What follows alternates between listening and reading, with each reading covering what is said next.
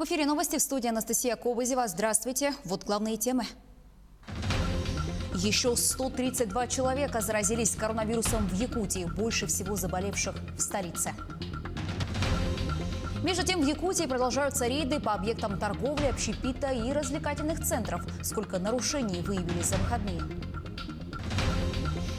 300 самых разных мероприятий, порядка 300 тысяч посетителей историческому парку «Россия. Моя история» в Якутске 3 года.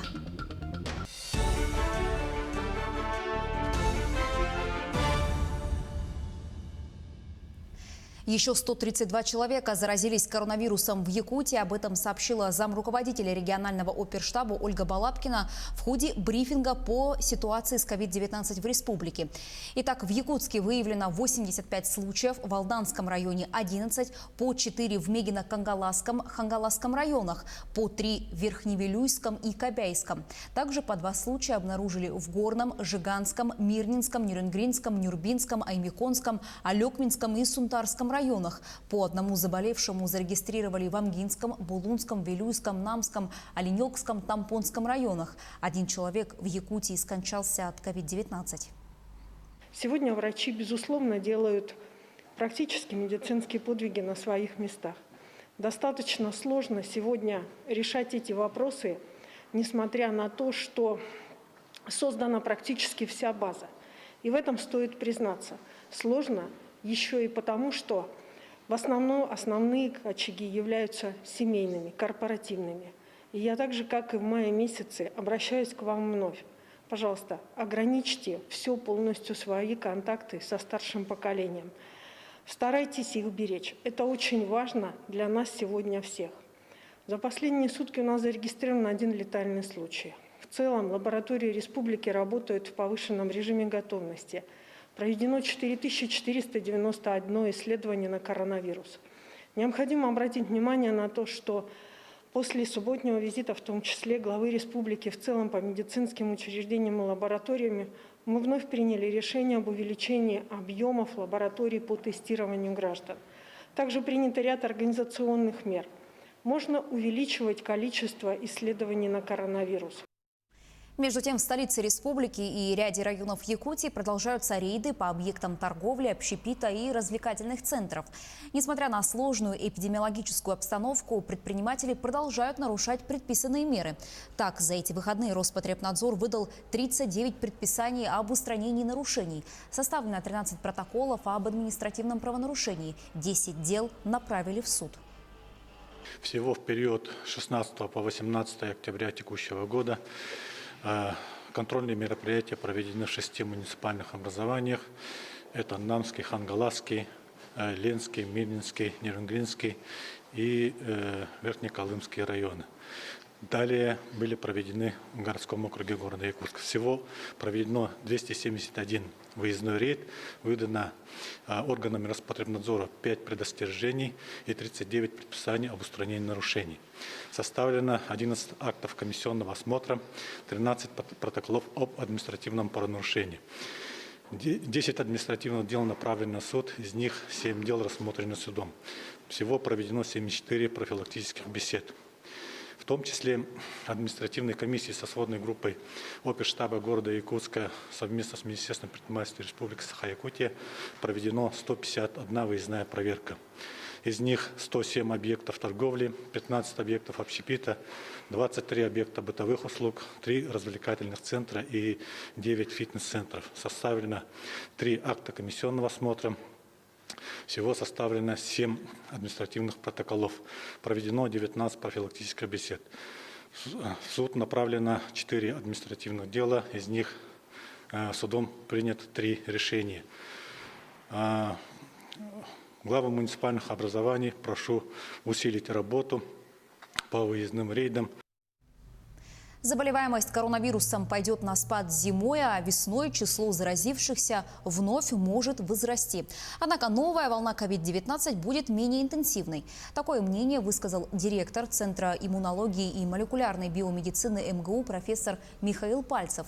Ученый напомнил, что основной мерой профилактики от коронавируса является ношение масок. Еще весной специалисты доказали, что примерно 90% заражений происходит именно воздушно-капельным путем.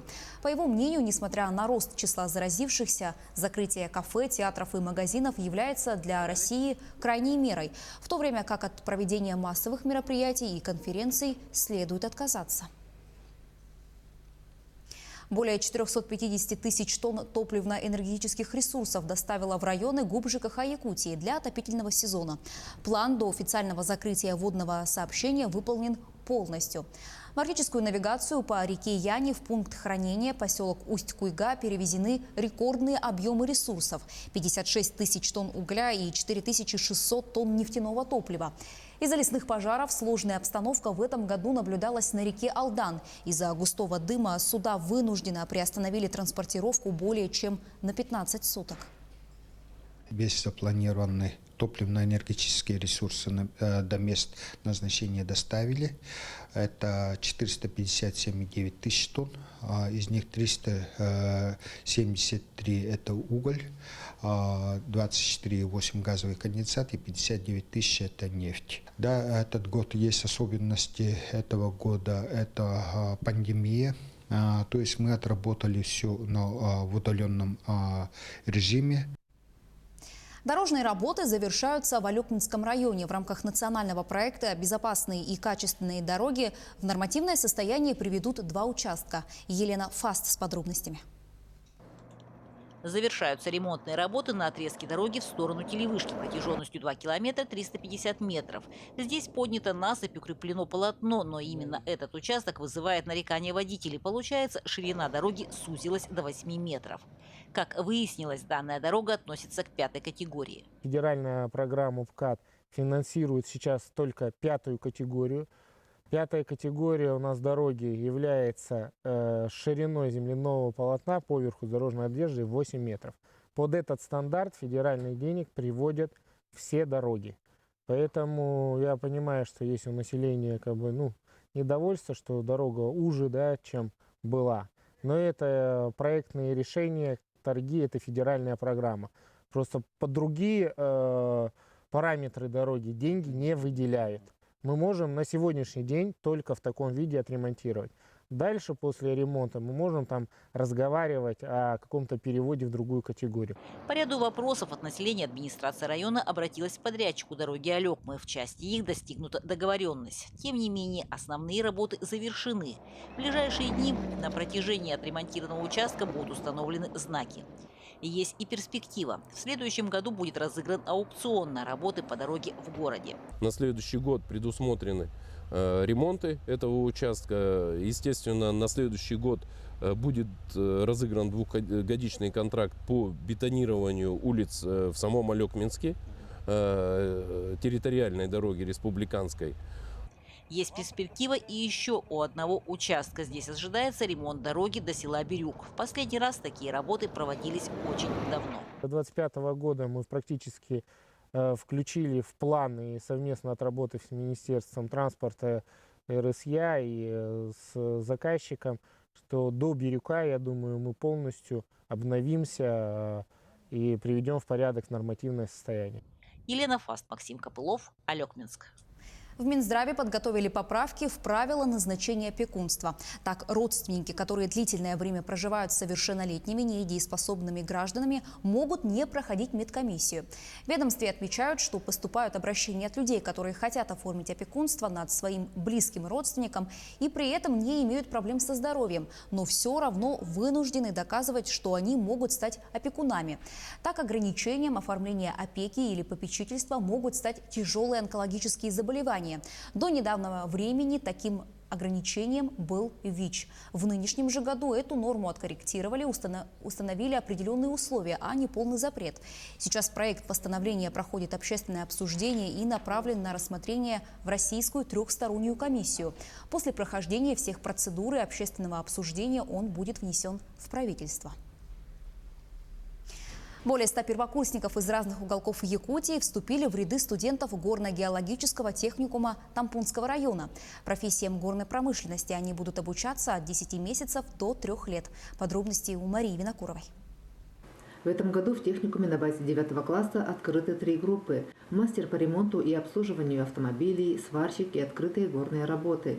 На базе 11 класса набор осуществлялся по 5 специальностям: маркшейдерское дело, геологическая съемка, поиски и разведки месторождений полезных ископаемых, обогатитель полезных ископаемых, машинист на открытых горных работах, а также обогатитель полезных ископаемых. И если по первым 4 специальностям план набора выполнен, то по последней прием еще продолжается. Хотя обогатитель полезных ископаемых – это очень востребованная профессия, а главное – с гарантированным трудоустройством. Ведь в следующем году в Тампонском районе планируется ввод сразу 2 обогатительных фабрик – Нежданинская и Верхняя Минкиче. Сейчас нехватка бульдозеристов. Вакансии смотрю там онлайн. Много, вакансий. И у нас в Якутии много дорог строится. И, соответственно, нужны такие специалисты. Легко дается учеба, конечно. Преподаватели хорошие, отлично всему учат. Горно-геологический техникум тесно работает с социальными партнерами, среди которых Золото Селигдара, Колмар, Якутуголь, Алмазы Анапары. Среди новых партнеров местные дорожные предприятия, Южно-Верхоянская горнодобывающая компания и золотодобывающие предприятия соседнего Аймиконского района. Любой работодатель хочет получить подготовленного, опытного специалиста со стажем работы. Но у нас налажена производственная практика, даже опыт есть, что студентов, которые пошли на практику на эти предприятия после 2 курса, их принимали на работу. И уже на 3 курсе они обучались работе. В этом году Южно-Верхоянская горнодобывающая компания подала заявку на подготовку 102 дипломированных специалистов. Таким образом, этой зимой, помимо очной группы по специальностям машинист конвейера, флотатор и другим, будут открыты краткосрочные курсы. Мария Винокурова, Хандыга, Тампонский район. Историческому парку «Россия. Моя история» в Якутске сегодня исполняется 3 года. За этот небольшой срок учреждение стало по-настоящему местом притяжения, общественным, культурным, просветительским, досуговым центром для всех слоев населения республики. 300 самых разных мероприятий, порядка 300 тысяч посетителей, и это лишь за 3 года. Музей по праву можно назвать уникальным и инновационным по применению мультимедийного оборудования и различных практик именно в новых цифровых форматах. Также парк уверенно лидирует по количеству проведенных в период пандемии онлайн-мероприятий. Напомню, исторические парки «Россия. Моя история» – это самый масштабный экспозиционный комплекс в России. География его площадок простирается через всю страну и насчитывает 22 города. Стоит отметить, что среди всех остальных по посещаемости парк в Якутске стабильно занимает 5-6 места.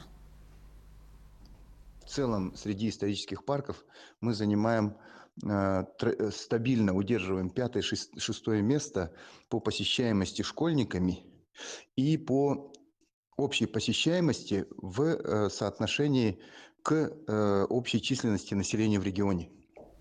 На этом у меня все. Я с вами прощаюсь. Берегите себя.